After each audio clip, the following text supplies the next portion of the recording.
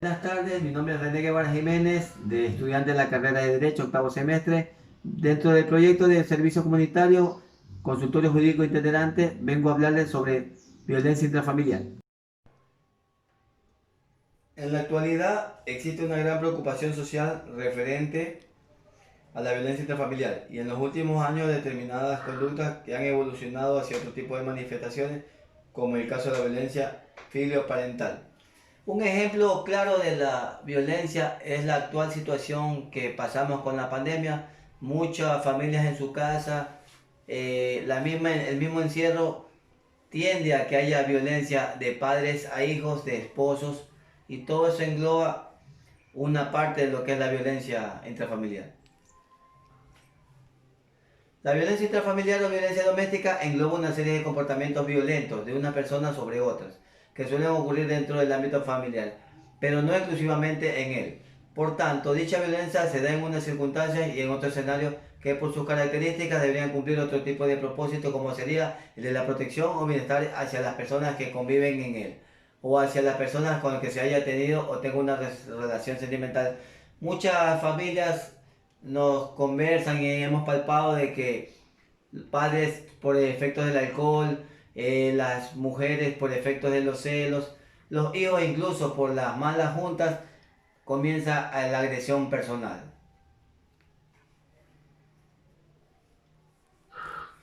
Tenemos varias definiciones de tipos de violencia, porque mucha gente tiene que reconocer. Hay violencia física, violencia psicológica, violencia sexual y violencia patrimonial. La física es toda agresión, todo daño físico, todo golpe que se da y tiene sus consecuencias.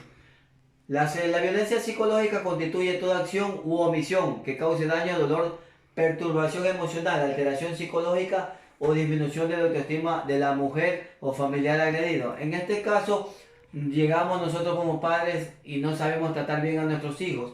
Los insultamos, le decimos palabras sin base, sin principios. Eso afecta psicológicamente el desarrollo tanto de la familia como de los niños. Tenemos la violencia sexual.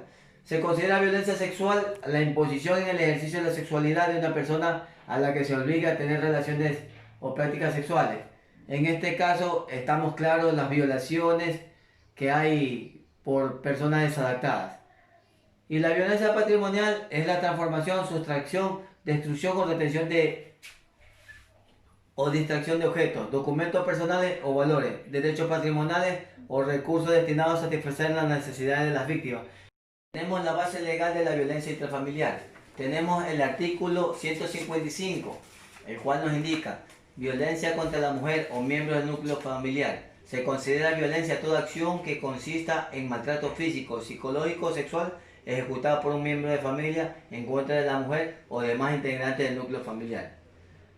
En este caso nosotros conocemos como núcleo familiar a él o la cónyuge o a la pareja en unión de hecho o unión libre, convivientes, ascendentes, descendentes, hermanas, hermanos, parientes hasta el segundo grado de afinidad y personas con las que se determine que el procesado o la procesada mantenga o haya mantenido vínculos familiares, íntimos, afectivos, conyugales, de convivencia, noviazgo y cohabitación. El artículo 56, violencia física contra la mujer o miembros del núcleo familiar. La persona que, como manifestación de violencia contra la mujer o miembros del núcleo familiar, cause lesiones, será sancionada con las mismas penas previstas para el delito de las lesiones aumentadas en el tercio. El artículo 157, violencia psicológica contra la mujer o miembros del núcleo familiar. La persona que con manifestación de violencia contra la mujer o miembro del núcleo familiar cause perjuicio en la salud mental por actos de perturbación, amenaza, manipulación o chantaje, humillación, aislamiento, vigilancia, hostigamiento o control de creencias, decisiones o acciones, será sancionada de la siguiente manera. Primero, si se provoca daño leve que afecte cualquiera de las dimensiones del funcionamiento integral de las personas en los ámbitos cognitivos, afectivos, somáticos, de comportamiento y de las relaciones, sin que causen impedimento en el desempeño de sus actividades cotidianas, será sancionada con pena privativa de libertad de 30 a 60 días. Y el segundo, Si se afecta de manera moderada en cualquiera de las áreas del funcionamiento personal, laboral, escolar, familiar o social, que cause perjuicio en el cumplimiento de sus actividades cotidianas, será sancionada con pena de 6 meses a 1 año.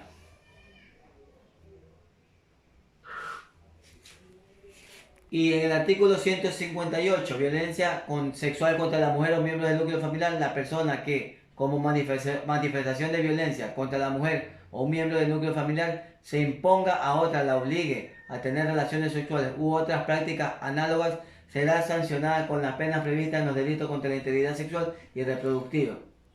Tenemos el artículo 159. Violencia contra la mujer o miembro del núcleo familiar. La persona que hiera, lesione o golpea a la mujer o miembro del núcleo familiar, causándole lesiones o incapacidad que no pase de 3 días, será sancionada con pena privativa de libertad de 7 a 30 días. Tenemos la estadística de violencia intrafamiliar por provincia. Si nos damos cuenta, tenemos marcado con color naranja a lo largo de la vida y con plomo en los últimos 12 meses. Tenemos una estadística clara que Azuay es el mayor cantón, mayor provincia donde hay la violencia, tendiendo el 79.2%. Y tenemos que Bolívar es el más bajo con el 48.4% a lo largo de la vida. Las estadísticas de violencia intrafamiliar por características geográficas o sociodemográficas. Tenemos que la mayoría prevalece contra las mujeres a lo largo de la vida y en los últimos 12 meses. Tenemos que la violencia total contra la mujer es 64.9 y en los últimos meses 31.6. Tenemos violencia psicológica 56.9 y en los últimos 12 meses 25.2%. Violencia física 35.4 a lo largo de la vida, 9.2 en los últimos 12 meses. La sexual 32.7 a lo largo de la vida y 12.0 en los últimos 12 meses. Violencia patrimonial tenemos 16.4 a lo largo de la vida y 6.1 en los últimos 12 meses. La fuente es en Bigmu 2019. Círculo de la violencia. En el círculo de la violencia tenemos 3 fases. La fase de tensión, la fase de agresión y la fase de conciliación, que también se la conoce como fase de luna de miel. En la fase de tensión tenemos de parte del agresor gritos, insultos, empujones y cambios repetidos de ánimo hacia la víctima. En la fase de agresión tenemos gritos, golpes que pueden usar algún objeto, violencia sexual y amenaza. Y en la fase de conciliación el agresor le pide perdón y le promete que no volverá a suceder. Le pide a la mujer que lo ayude a cambiar. ¿Qué hacemos para romper el círculo de la violencia? Para romper el círculo de la violencia es necesario que la víctima sea consciente de su situación. A partir de este reconocimiento será posible que se le pueda proporcionar ayuda, tanto moral como profesional. Para ello cuentas con los centros de justicia para las mujeres, en los cuales podrás encontrar asesoría y atención psicológica, médica, jurídica para ti y tus hijas e hijos. ¿Cómo tenemos la prevención de la violencia intrafamiliar? La violencia intrafamiliar ha sido una preocupación incluso internacional. Ante esta problemática se ha creado en 1994 la Convención Interamericana para Prevenir, Sancionar y Erradicar la Violencia contra la Mujer, Convención de Belém do Pará, en donde los estados condenan todas las formas de violencia contra las mujeres y convienen en adoptar políticas orientadas a prevenir, sancionar y erradicar dichas conductas. El gobierno de nuestro país, Ecuador, a través del Plan Nacional de Desarrollo 2017-2022, conocido como Plan Toda una Vida, establece que dará cobertura ante estos problemas de violencia intrafamiliar y aparte plantea la eliminación del femicidio, otra de las consecuencias de la nefasta violencia de género. Asimismo, no podemos negar que hay una intervención por parte de los distintos actores políticos y sociales para que se promulgue y posteriormente se publique una ley orgánica para la prevención y erradicación de la violencia de género contra las mujeres.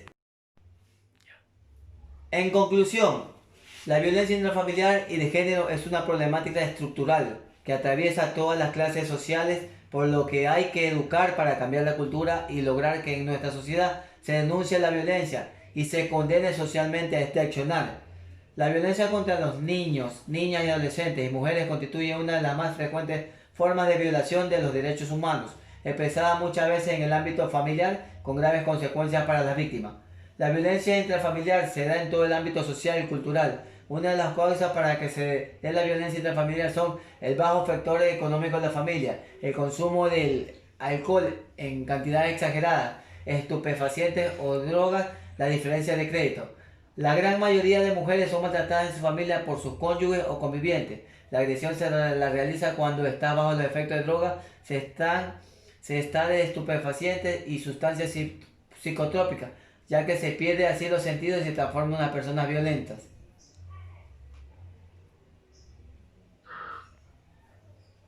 L brinda asesoría legal y gratuita para todo tipo de violencia intrafamiliar. Tenemos a la Magister Jacqueline Cabanilla León y al Magister Carlos Ferú Elizaldes en Guayaquil. El teléfono 073 70 14 44, extensiones 6017, 6024, 6023. Muchas gracias.